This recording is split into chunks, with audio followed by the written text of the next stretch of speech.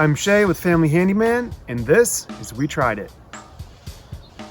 Today we're going to be talking about the WORX Landroid WR147 autonomous lawnmower.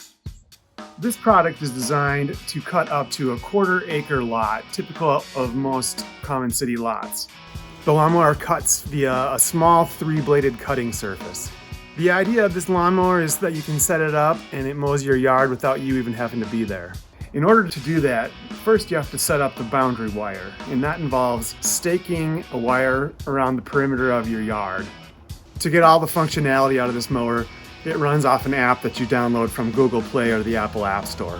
Some of the things it does is it maps out your lawn area, you input the grass type, and it creates its own custom schedule. From there you can tweak every aspect of its mowing schedule, and if it needs to charge during its cycle, it goes back to the dock, charges itself before it heads out again. I found that using the app offered a lot more control than using the onboard menus on the mower itself.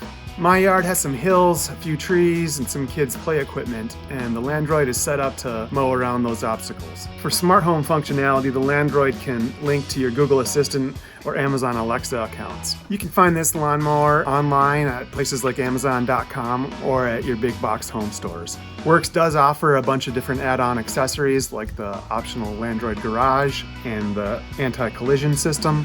For more information on this product, visit WORX.com. To see what we're trying next, head to FamilyHandyman.com.